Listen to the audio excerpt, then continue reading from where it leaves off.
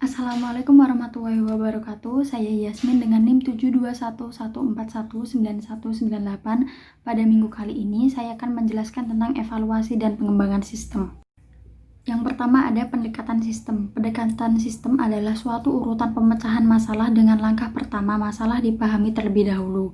Langkah kedua mempertimbangkan berbagai solusi alternatif dan langkah ketiga memilih solusi terbaik. Lalu berikutnya ada tahapan dan langkah-langkah pendekatan sistem. Tahap pertama yaitu upaya persiapan. Langkah pertama melihat perusahaan sebagai suatu sistem. Langkah kedua mengenal sistem lingkungan. Langkah ketiga mengidentifikasi subsistem-subsistem perusahaan. Lalu selanjutnya tahap kedua yaitu upaya definisi.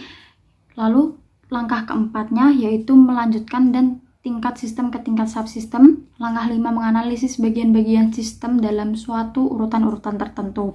Lalu yang terakhir ada upaya solusi. Langkah ke-6 mengidentifikasi solusi-solusi alternatif. Langkah ke-7 mengevaluasi solusi-solusi tersebut. Dan langkah ke-8 memilih solusi yang terbaik. Langkah ke-9 mengimplementasi solusi. Dan yang terakhir menindaklanjuti untuk memastikan bahwa solusi tersebut efektif.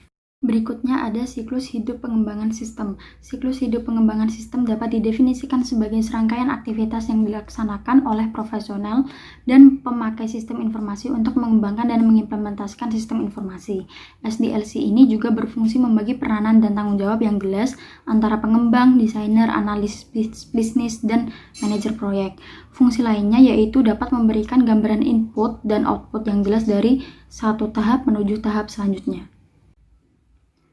Lalu selanjutnya ada 6 fase siklus hidup pengembangan sistem informasi. Yang pertama perencanaan, kedua analisis, ketiga desain, keempat implementasi, kelima uji coba, dan yang terakhir pengelolaan. Ada beberapa model pengembangan SDLC. Yang pertama waterfall model. Model ini melibatkan penyelesaian satu tahap secara lengkap sebelum melangkah ke tahap berikutnya. Ketika satu tahap selesai, langsung dilakukan evaluasi untuk memastikan proyek berjalan sesuai rencana dan layak diteruskan ke tahap berikutnya. Waterfall model ini disebut juga model klasik dan memiliki beberapa tahap utama, yaitu analisis dan rekayasa sistem, perancangan, penulisan program, pengujian, dan pemeliharaan. Lalu selanjutnya prototype model. Dalam model prototype dari perangkat lunak yang dihasilkan kemudian dipresentasikan kepada pelanggan, dan pelanggan tersebut diberikan kesempatan untuk memberikan masukan sehingga perangkat lunak yang dihasilkan nantinya betul-betul sesuai dengan keinginan dan kebutuhan pelanggan. Lalu ada rapid application development model. Model ini merupakan sebuah model proses perkembangan perangkat lunak sekuensial linear yang menekankan siklus perkembangan yang sangat pendek, kira-kira 60-90 hari. Model ini merupakan sebuah adaptasi kecepatan tinggi dari model sekuensial linear di mana perkembangan cepat dicapai dengan menggunakan pendekatan konstruksi berbasis komponen. Selanjutnya phase development model. Pengembangan berfase adalah suatu pendekatan bagi pengembangan sistem informasi yang terdiri atas 6 tahap, yaitu investigasi awal, analisis, desain, konstruksi awal, serta pengujian dan pemasangan sistem. Tahap-tahap analisis, desain, dan konstruksi awal dilaksanakan untuk setiap modul sistem. Nah, yang terakhir rekayasa ulang. Rekayasa ulang atau re-engineering adalah merancang ulang sebuah sistem seluruhnya dengan tujuan mengubah fungsionalitasnya. Manajemen proyek. Proyek-proyek pengembangan sistem yang pertama dikelola oleh manajer unit teknologi informasi dengan dibantu oleh manajer dari analisis sistem, pemrograman, dan operasi. Banyak perusahaan dapat membentuk satu komite khusus di bawah tingkat komite eksekutif yang menerima tanggung jawab untuk mengawasi seluruh proyek sistem. Tujuan dibentuknya sebuah komite adalah untuk memberikan panduan, arah, dan kendali secara terus-menerus, maka ia disebut sebagai steering committee atau komite pengarah. Nah, komite pengarah ini ketika sebuah perusahaan membentuk satu steering committee dengan tujuan untuk mengarahkan penggunaan sumber daya komputasi perusahaan, maka nama steering committee SIM akan digunakan. Yang kedua, kepemimpinan proyek. Aktivitas tim akan diarahkan oleh seorang ketua tim atau pimpinan proyek yang memberikan arahan di sepanjang masa proyek.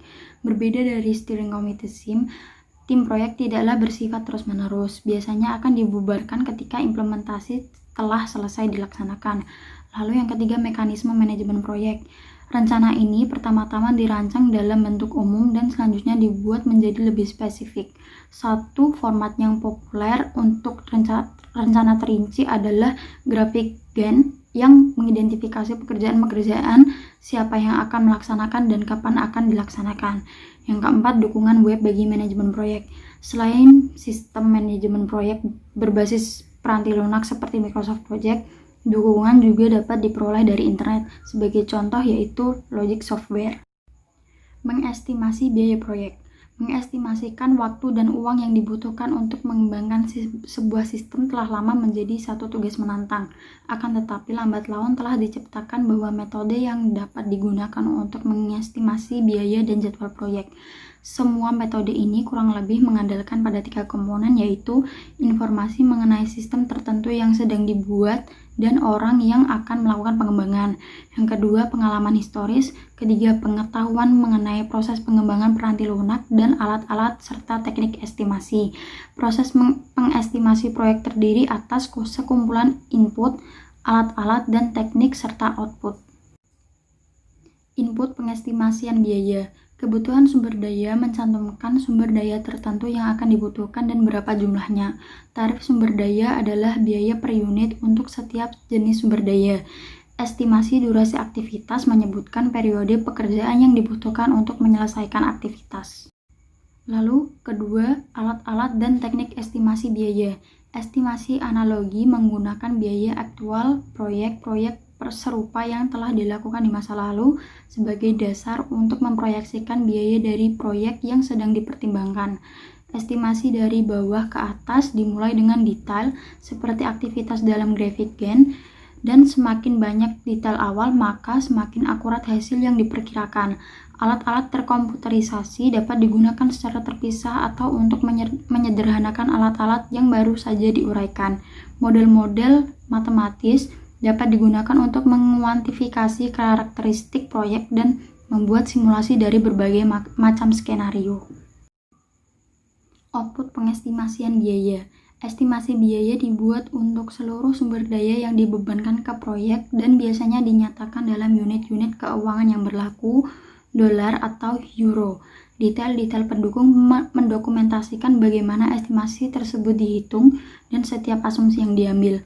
Rencana manajemen biaya menjelaskan bagaimana varians biaya dan dikelola. Sekian penjelasan dari saya, kurang lebihnya mohon maaf, semoga bermanfaat. Terima kasih. Wassalamualaikum warahmatullahi wabarakatuh.